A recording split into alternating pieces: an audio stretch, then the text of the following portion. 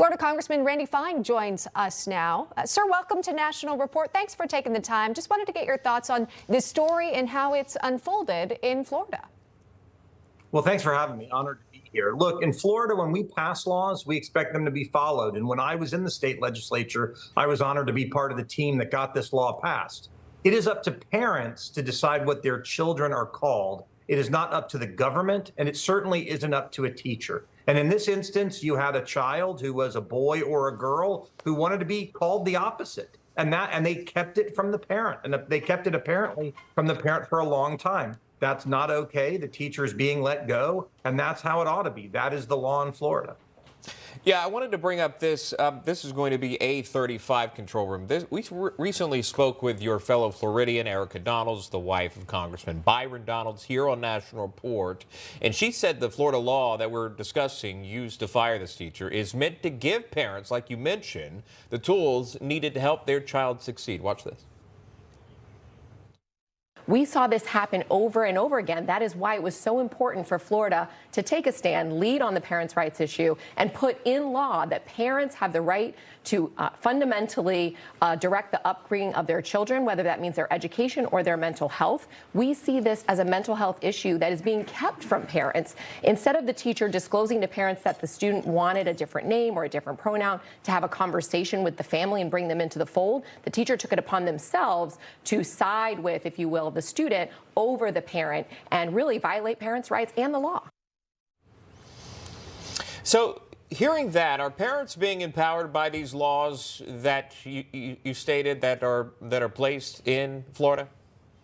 Well, they are, and I was proud to work with Erica and her husband, our next governor, Byron Donalds, to get these laws passed. But yes, I mean, by showing that when we pass these laws, we mean business, it sends a message to all government employees and all teachers that in Florida, parents raise children, not government. And that's the entire issue. Because what you have to understand is what Erica talked about. When a boy pretends to be a girl, he has a mental illness. The government should not be playing into that and certainly shouldn't be keeping that from the parents who may want to help their child deal with that serious issue. We came up with this issue because of a horror story with a parent a few years ago who went through something quite similar. And we said this simply can't happen in our schools in Florida. Yeah, just to put a button on this whole story, we did get comment from the Brevard School District spokeswoman.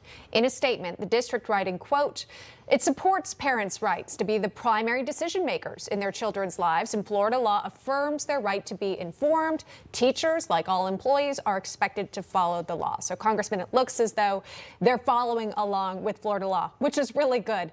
But here's what you're seeing on your screen. This is almost a protest of those students in support of the teacher, who again used a different name than the student was given at birth. So you've got students that are protesting. Apparently there are some teachers also rallying in support. Can I get your thoughts on what you're seeing here? Well, sure. And look, teenagers generally don't want their parents to make the rules in general. So I understand where that's coming from. And look, you have people who simply don't support the law, who want fake transgender theory taught in schools, who believe in all this pronoun silliness. They just disagree with what we've done. And what I would say to all of the protesters, if you don't like the laws in Florida, then you elect different people to implement those laws. But this law passed overwhelmingly in the Florida legislature. We found that even Democrats supported it because fundamentally, most people believe parents should raise their children, not the government. Slippery slope, if not. By the way, speaking of elections, congratulations on your special elections win as of recently there, Congressman. Florida Congressman Randy Fine joining us. Thank you. Information. Truth is freedom. Is Newsmax. It's real news for real people.